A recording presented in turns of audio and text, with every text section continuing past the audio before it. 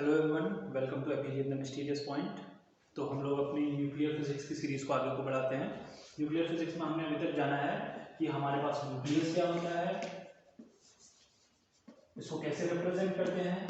Representation के time पे video थोड़ी ब्लर हो गई थी, तो हम लोग एक बार इसको दोबारा समझते हैं। अगर कोई एक्स एलिमेंट है और हमारे पास उस एलिमेंट की करस्पॉन्डिंग एटॉमिक नंबर z है और मास नंबर a है, तो हम किसी न्यूक्लियस को कुछ इस तरीके से रिप्रेजेंट करेंगे और इसको इस तरीके से भी हम लोग रिप्रेजेंट कर सकते हैं। यानी कि न्यूक्लियस जो है हमारे पास, वो किन दो नंबर्स पे निर्भर करता है, z और a वैल्यू पे निर्भर करता है। ठीक है, z और a वैल्यू पे डिपेंड करेगा हमारे पास न्यूक्लियस। ठीक है, तो अब बात करते हैं हम न्यूक्लियर फोर्सेस के बारे में। न्यूक्लियर फोर्सेस में देखो, अभी तक न्यूक्लियर फोर्सेस को पढ़ने से पहले हम लोगों को दो टाइप के फोर्सेस पता है, एक ग्रेविटेशनल फोर्स और एक हमारे पास इलेक्ट्रोस्टैटिक फोर्स।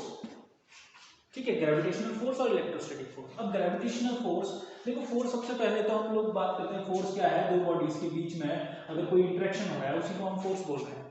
अब ग्रेविटेशनल फोर्स क्या है, दो मैसिव बॉडीज के बीच में, यानी कि दो बॉडीज के पास अगर मास है तो उन दोनों बॉडीज के बीच में अगर इंटरेक्शन हो रहा है, उसको हम बोलते हैं ग्रेविटेशनल फोर्स। इलेक्ट्रोस्टैटिक फोर्स इसी तरीके से है, हमारे पास दो अगर चार्जेस है मेरे पास, इन दोनों चार्जेस के बीच में अगर फोर्स लग रहा है तो हम ऐसे फोर्सेस को क्या बोलते हैं, इलेक्ट्रोस्टैटिक फोर्स बोलते हैं। अब बात करते हैं न्यूक्लियर फोर्स के बारे में। ठीक है, अब न्यूक्लियर फोर्सेस क्या होते हैं। न्यूक्लियर फोर्सेस होते हैं जो न्यूक्लियॉन्स के बीच में लगते हैं। देखो, न्यूक्लियर फोर्सेस नाम ही बता रहा है, न्यूक्लियर फोर्सेस यानी कि न्यूक्लियस के अंदर होंगे। न्यूक्लियस के अंदर क्या है, हमारे पास न्यूक्लियॉन्स है, यानी कि न्यूट्रॉन और प्रोटॉन है। अब ये न्यूक्लियॉन्स के बीच में ही जो फोर्सेस लग रहे हैं इनसाइड द न्यूक्लियस, उसको हम क्या बोल रहे हैं, न्यूक्लियर फोर्सेस बोल रहे हैं। ठीक है, इसकी छोटी सी डेफिनेशन लिखते हैं हम न्यूक्लियर फोर्सेस की।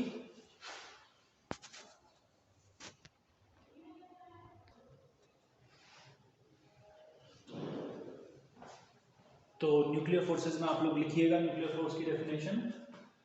Force exist between the nucleon, जैसे कि मैंने पहले भी बताया, न्यूक्लियॉन्स के बीच में जो फोर्स लगता है उसे हम क्या बोलते हैं, न्यूक्लियर फोर्स बोलते हैं। Force exist between the nucleons inside the nucleus is called nuclear force. तो हमारे पास ये न्यूक्लियर फोर्स की डेफिनेशन हो गई।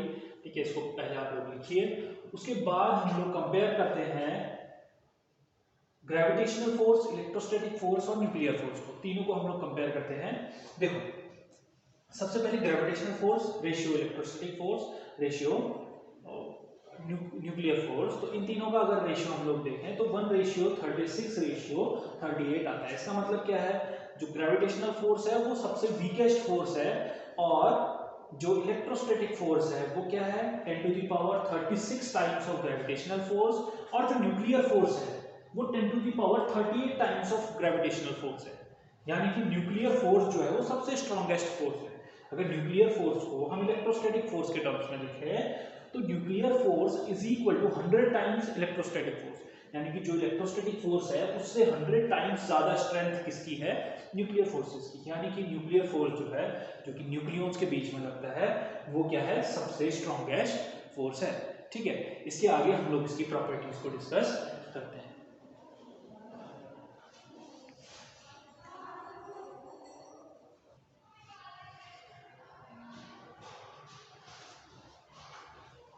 तो अभी तक हम लोग देख चुके हैं न्यूक्लियर फोर्सेस के बारे में। हमने कंपेयर किया न्यूक्लियर फोर्सेस को इलेक्ट्रोस्टैटिक और ग्रेविटेशनल फोर्स से, जिसमें हमने देखा कि जो न्यूक्लियर फोर्स है वो 100 टाइम्स ऑफ इलेक्ट्रोस्टैटिक फोर्स है।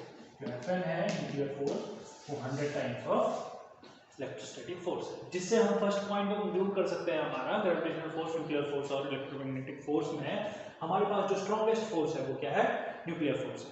तो फर्स्ट हमारी वही प्रॉपर्टी होगी न्यूक्लियर फोर्सेस की कि स्ट्रॉन्गेस्ट फोर्स इन नेचर। जो न्यूक्लियर फोर्स है वो स्ट्रॉन्गेस्ट फोर्स इन नेचर है, हमारे पास स्ट्रॉन्गेस्ट फोर्स है।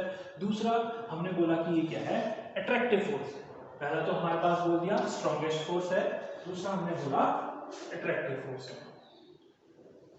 दूसरा हमने बोला पहला स्ट्रॉन्गेस्ट, दूसरा अट्रैक्टिव। ठीक है, दोनों न्यूक्लियॉन्स के बीच में कैसा फोर्स लगता है, दो न्यूक्लियॉन्स अगर है तो हमारे पास इन दोनों के बीच में अट्रैक्टिव फोर्स लगेगा, यानी कि दोनों एक दूसरे को क्या करेंगे, अट्रैक्ट करेंगे। तीसरा पॉइंट हमारे पास है कि ये न्यूक्लियर फोर्सेस कैसे हैं, शॉर्ट रेंज फोर्सेस हैं। शॉर्ट रेंज कहने का मतलब कि इनका जो मैक्सिमम है, जो न्यूक्लियर फोर्स मैक्सिमम होगा, मैक्सिमम स्ट्रेंथ कहाँ पे होगी, इसकी रेंज है 1.5 फर्मी। इसके बारे में हम आगे पढ़ेंगे कि रेंज ऑफ न्यूक्लियर फोर्सेस के बारे में। तो अभी ये मान लीजिए, आप ये समझ लीजिए कि शॉर्ट रेंज फोर्स है और जो मैक्सिमम स्ट्रेंथ होगी न्यूक्लियर फोर्स की वो किस डिस्टेंस पे होगी, 1.5 फर्मी। और 4.2 फर्मी के बाद ये फोर्स क्या हो जाएगा, इनएक्टिव हो जाएगा, यानी कि नेग्लिजिबल हो जाएगा। ठीक है, 4.2 फर्मी के बाद ये फोर्स नहीं लगेगा।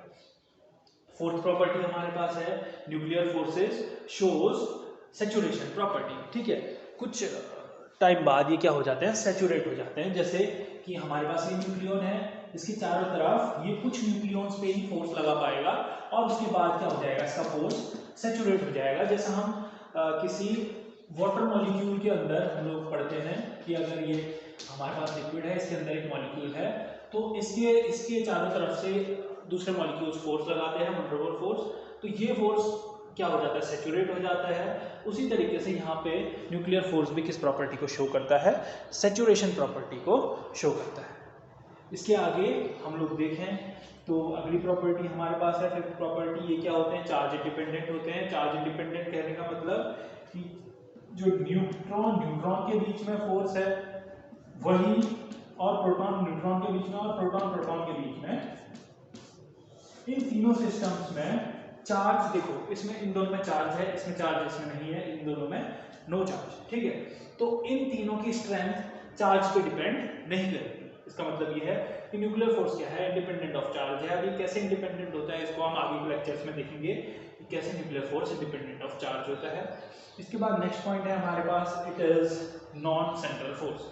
सेंट्रल फोर्सेस को समझना पड़ेगा। नॉन सेंट्रल फोर्स समझने के पहले, सेंट्रल फोर्सेस वो फोर्सेस होते हैं जिनमें फोर्स की जो स्ट्रेंथ होती है वो डिपेंड करती है इसमें आर में, डिस्टेंस बिटवीन टू ऑब्जेक्ट्स। जिन ऑब्जेक्ट्स के बीच में फोर्स लग रहा है उन ऑब्जेक्ट्स के डिस्टेंस के प्रोपोर्शनल होता है हमारा फोर्स, वो कितनी भी पावर होता है, इसको m+1 लिखते हैं। ठीक है, ऐसे फोर्सेस जो डिस्टेंस के प्रोपोर्शनल होते हैं, दो ऑब्जेक्ट्स के बीच में जो फोर्स लग रहा है अगर वो उन दोनों के बीच के डिस्टेंस के प्रोपोर्शनल है तो ऐसे फोर्सेस को हम सेंट्रल फोर्सेस बोलते हैं। लेकिन ये फोर्स क्या है, एक नॉन सेंट्रल फोर्स है, न्यूक्लियर फोर्स। इसके बाद बात करते हैं हम, ये फोर्सेस क्या है, न्यूक्लियर फोर्सेस स्पिन पर डिपेंड करते हैं। ठीक है, स्पिन डिपेंडेंट। जैसा कि हमें पता है कि हमारे पास प्रोटॉन्स, न्यूट्रॉन्स और इलेक्ट्रॉन्स तीनों के तीनों ही क्या होते हैं, स्पिन हाफ पार्टिकल्स होते हैं, फर्मियंस होते हैं।